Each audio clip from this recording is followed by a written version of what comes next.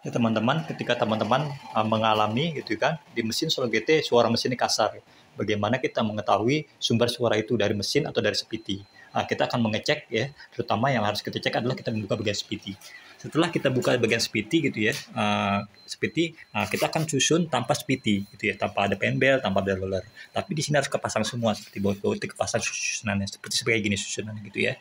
Setelah kita pasang semua, kita akan nyalakan mesinnya gitu. Nanti kita akan tahu dari mana sumber suara itu berasal. Ya kita lalu jangan dinyalakan dulu. Kita sebelumnya kita akan mengecek ya.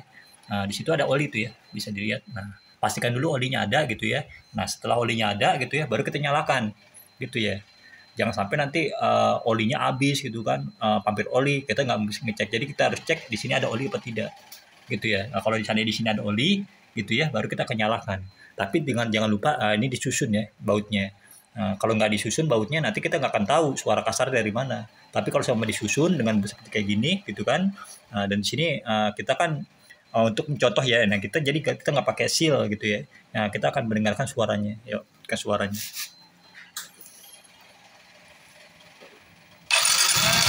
Nah ya, bisa dilihat gitu ya. Ini kan suaranya adem.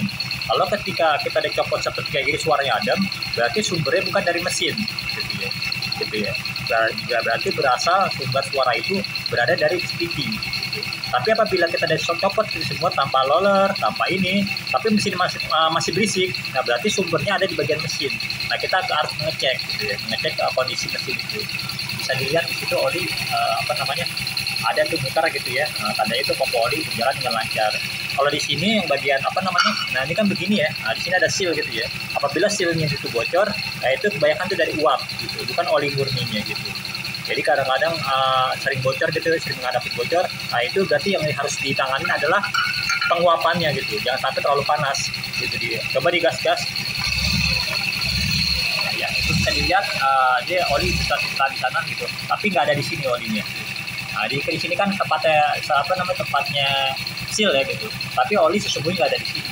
Assalamualaikum warahmatullahi wabarakatuh. Teman-teman, saya akan memberitahu bagaimana gitu kan ketika motor Solo GT 125 kita atau Mio M3 dan Mio 15 lainnya gitu kan mengalami suara mesin kasar atau melitik. Lalu apa yang harus kita lakukan gitu ya?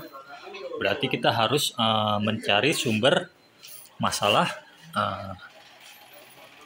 kerusakan gitu ya di Solo GT 125 ini atau Mio M3. Soalnya Solo GT 125 ini gitu kan atau Mio M3 itu tidak bisa ditebak-tebak gitu ya penyakitnya. Jadi harus kita cek gitu dengan teliti. Terus yang harus kita lakukan adalah mengecek satu persatu. Setelah kita sudah pastikan sumber penyakitnya, baru kita adakan penanganan yang tepat gitu ya. Kenapa harus begitu gitu kan? Agar tidak salah dalam penanganan gitu ya. Jadi yang harus kita cek yang awal gitu dasarnya adalah kita harus tahu bagaimana gitu kan mengecek mesin ini gitu kan ketika kita mengalami suara berisik ya di motor Solo GT. Terkadang kan mekanik hanya menebak-nebak gitu kan, yang akhirnya gitu kan salah mengganti part yang sesungguhnya gitu.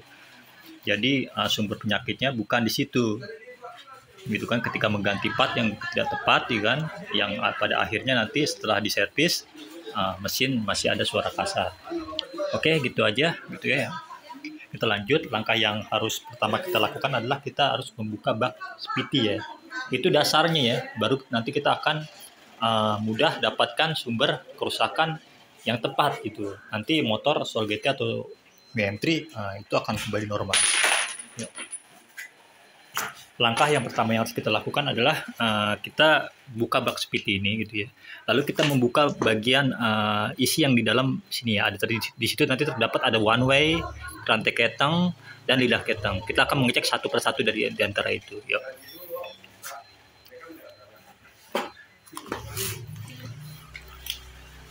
Kita akan menyiapkan kunci 17 ya untuk membuka puli depan ini.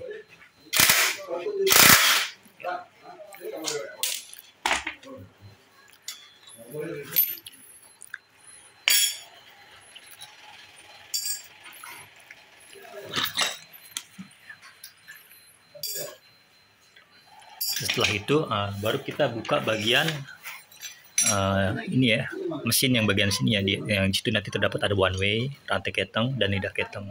Nah, itu adalah dasar yang pertama harus kita cek. Ya, kita akan membuka satu persatu bautnya. Pakai impact bisa. Dan pakai kunci 8T.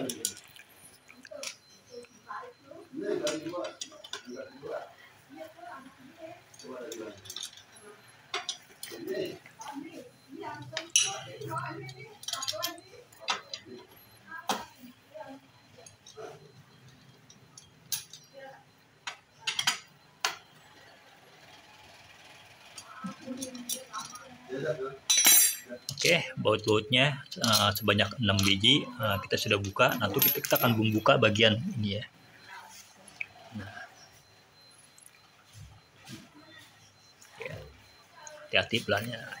Terus kita akan membuka satu persatu ya bagian ini ya. Satu yang pertama kita cabut bosnya ini dulu, kita cabut. Lalu kita mencabut bagian one way.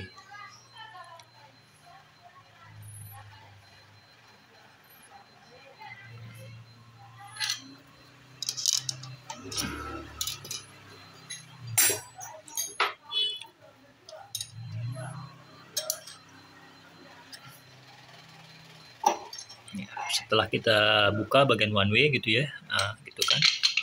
Nanti kita akan susun lagi ya. Tapi kita harus ingin menebak masalah penyakit di sini. Jadi yang harus kita lakukan adalah pengecekan bagian ini ya, rantai keteng gitu ya. Jadi pertama satu rantai keteng dan lidah keteng. Itu yang harus kita lakukan.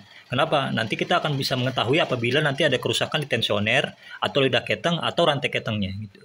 Ya, kita akan lihat. Kita akan lanjut. Saya akan terangkan ya satu persatu ya. Jadi yang harus yang pertama gitu ya.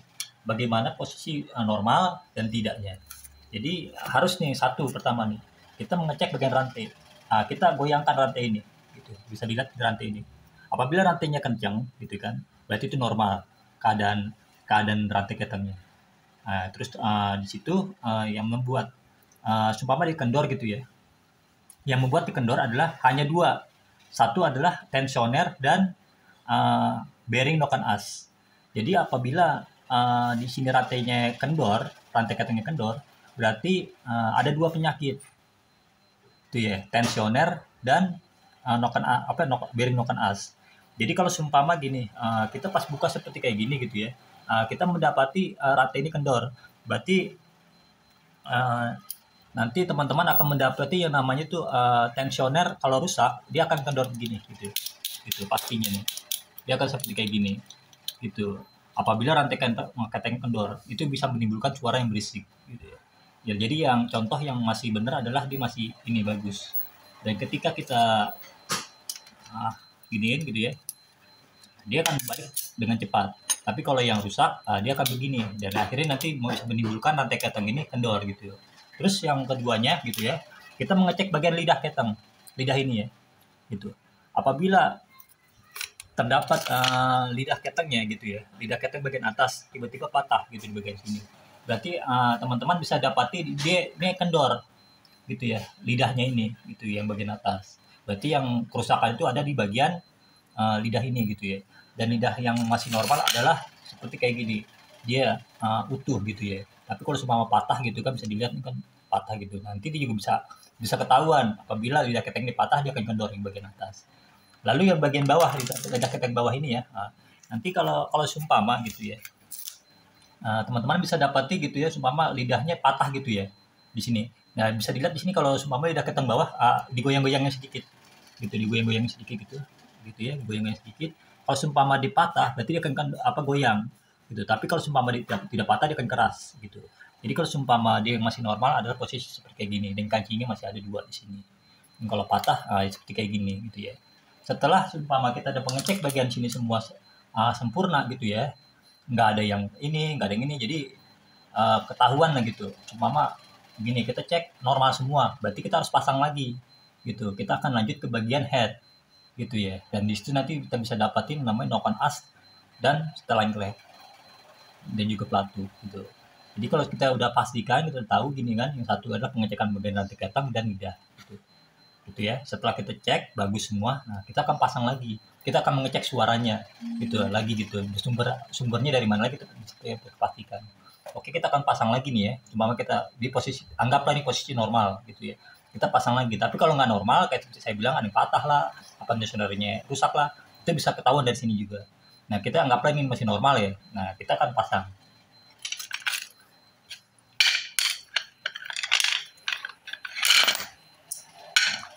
Yang pertama adalah ini kita bagian gigi ini, dan di sini ada ring.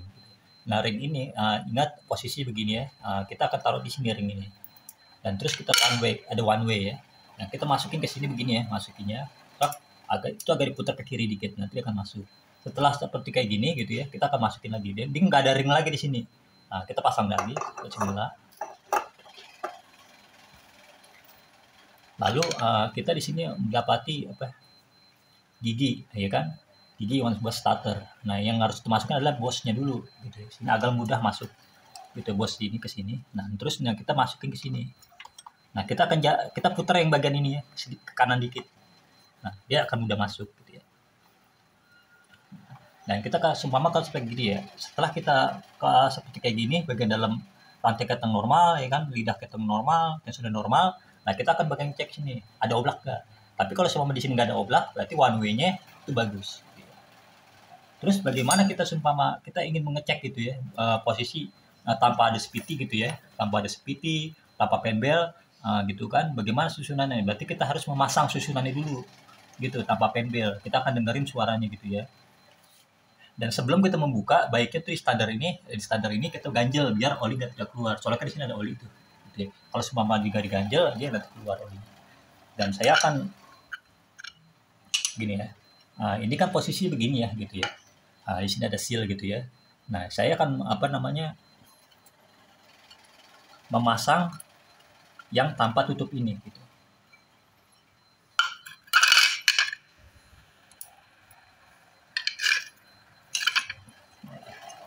Ya, ini saya tanpa begitu ya, tanpa harus memasang ininya ya gitu. Jadi saya posisi bolong seperti ini.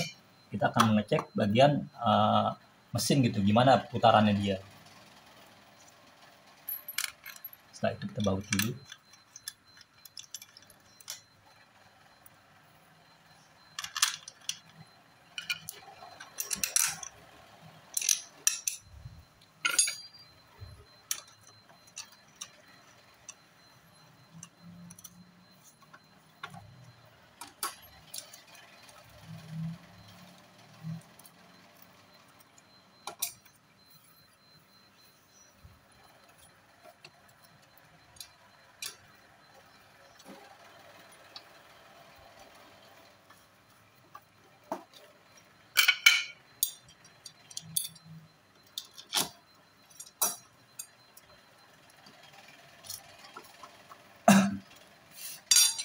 Dan setelah itu kita pasang bos ini ya gitu.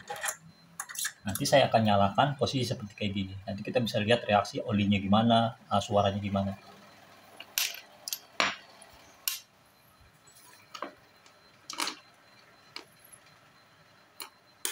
Dan kita bisa menyambung ya, seperti kayak gini. Tadi kan ada bos-bosnya.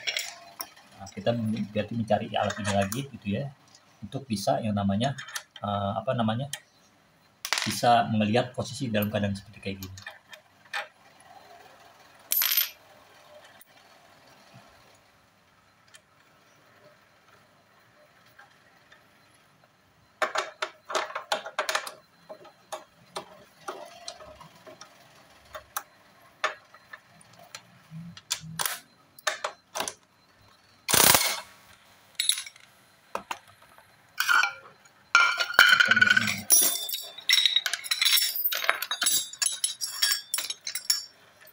Kita pasang ring seperti semula dulu ya, di sini ujung gitu.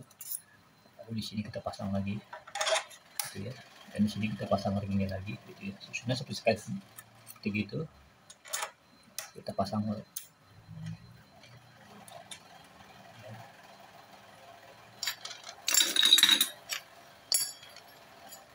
kita bautin semula. Nanti kita akan nyalakan setelah ini posisinya dibaut-bautin semua ya. Jangan posisinya nggak dibautin ya, soalnya nanti bisa copot ya.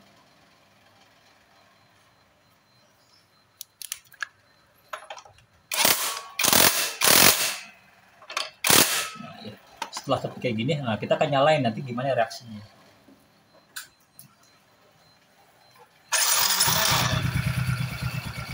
Bisa dilihat ya, dia seumpama tadi kan posisi begini ya, di sini ada seal gitu ya.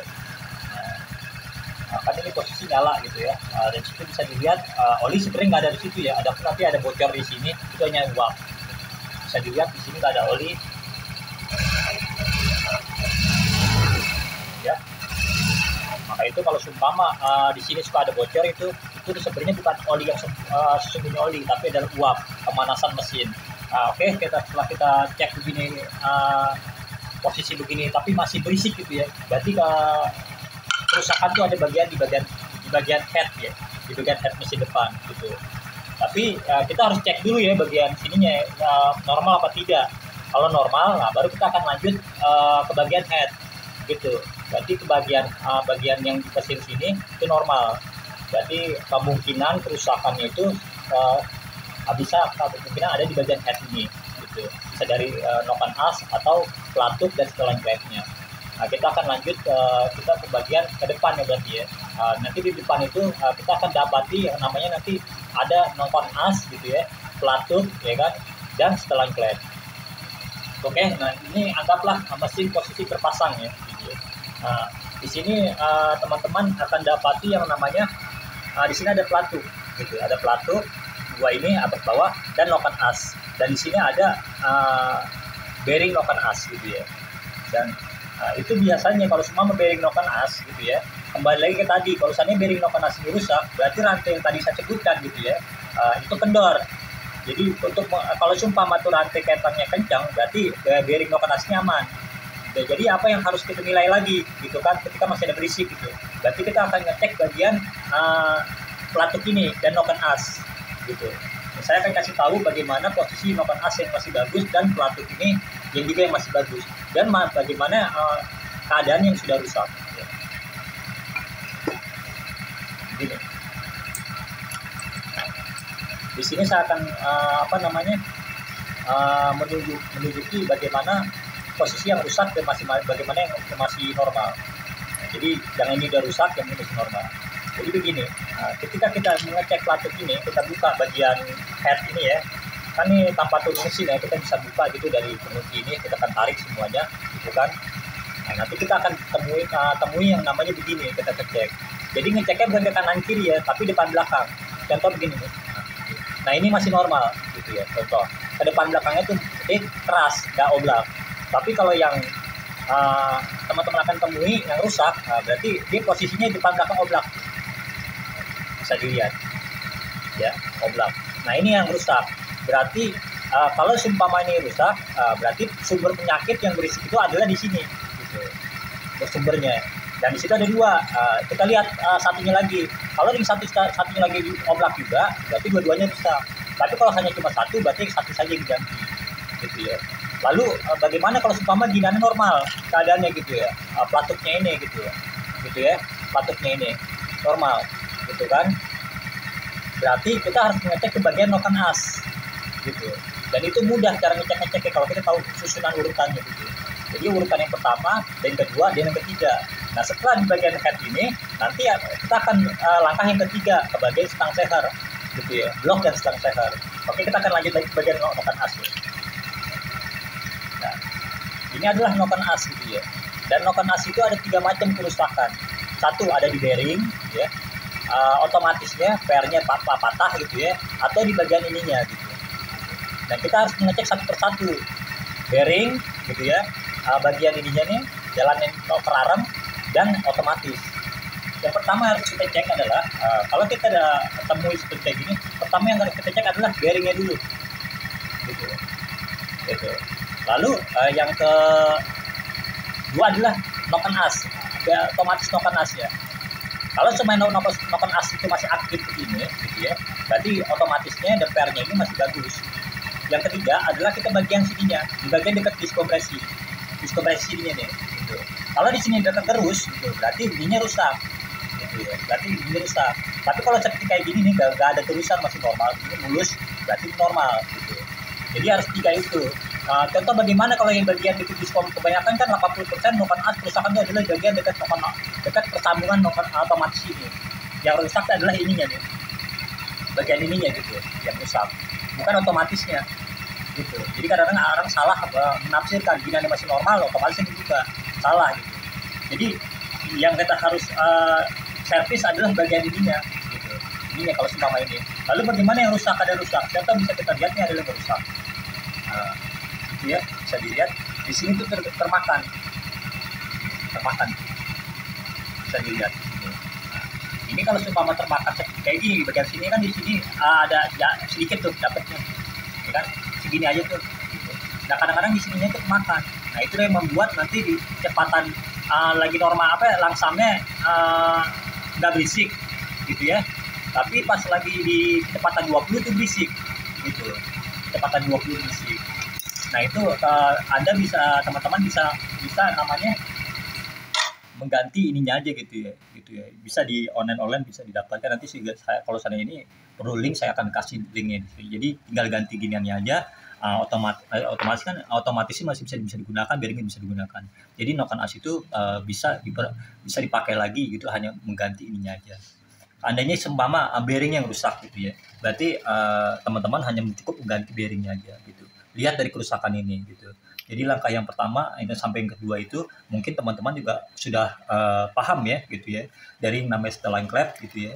Seumpama di bagian mesin ini gitu ya, mesin ini yang di bagian sini yang saya disebutkan gitu, seperti rantai ketong, tidak ketong itu normal semua. Berarti kita lari ke bagian apa namanya head ya, ke head gitu, ke bagian head ini gitu. Di situ adalah setelan klep. Terus kita langkah yang kedua itu yang kita harus lakukan adalah kita mengecek setelan klep. Setelah seumpama kita setel klep masih ada berisiknya juga, berarti kita akan lanjut ke bagian pengecekan noken as dan pelatuk ini gitu. Tadi kan saya sudah sebutkan bagaimana yang namanya masih normal dan yang tidak gitu ya.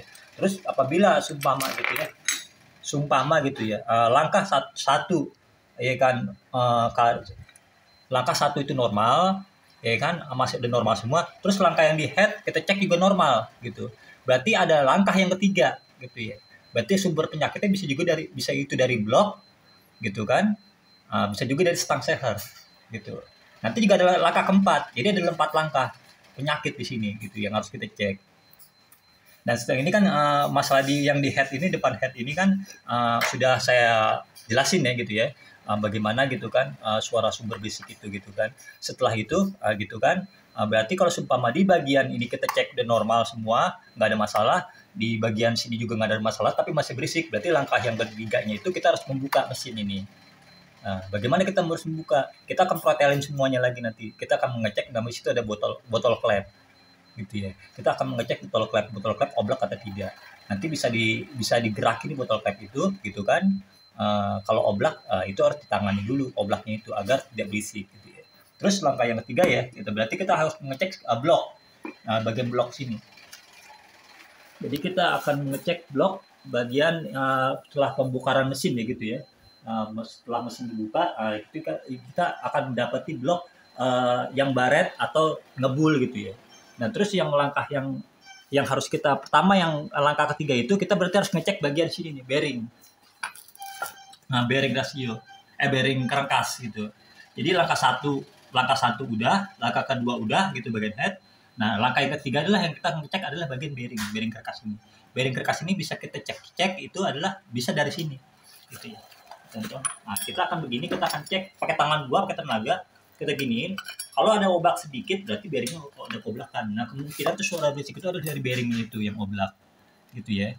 Nah biasanya kalau ada bearing rasio kerangkas itu oblak gitu ya, berarti kemungkinan tuh namanya stang seher ikut kena gitu, karena udah nggak balancing lagi pastinya tentunya. Nanti motor juga akan mudah mati setelah gasnya. Maunya digede aja gitu kan, setelah kecil mati karena jalannya nggak normal putarannya gitu ya. Setelah kita cek begitu semua, kalau ada keoblakan di sini berarti kita mesin gitu. Langkahnya itu nanti setelah kita buka, nanti teman-teman akan dapati namanya nanti bearing noken bearing kerangkas ini oblak tuh, bisa dilihat pas saat dibuka. Terus yang keempat, ya kan? Ini setelah kita cek ini, gitu kan? Biasanya nanti yang keempat itu adalah yang kadang-kadang suka di ini loh gitu ya, yang nggak tahu orang gitu. Kok udah turun mesin, dan ini gitu kan? Tapi kok masih berisik gitu. Jadi begini, langkah yang empat itu adalah itu berada di sini. Di sini tuh ada yang namanya tuh sepi gitu. Sepi bisa dilihat di sini sepi. Sepi magnet. Nah, sepi magnet ini kalau seumpama dioblak gitu ya atau enggak presisi gitu ya. Nah, itu juga bisa menghasilkan suara bisik gitu. Seperti kayak stang seher lah bunyi, ini bunyi gitu kan. Nah, nanti apa namanya masih masih ada suara lah gitu setelah kita udah ganti semuanya. Padahal sumbernya padahal ada di sini. Maka itu sebelum kita turun mesin gitu ya, kita wajib ngecek ininya juga di bagian magnetnya itu. Ininya oblak apa tidak gitu di bagian apa sepinya ini. Kadang-kadang dia salah ngasih sepi apa gimana gitu kan. Oke gitu aja masalah iniannya, masalah turun mesin dan yang lain-lainnya itu bisa dilihat di tutorial YouTube saya yang lainnya gitu ya. Oke gitu aja. Apabila ada kendala-kendala yang di mesin, Anda bisa ngikuti langkah yang barusan saya berikan. Assalamualaikum warahmatullahi wabarakatuh.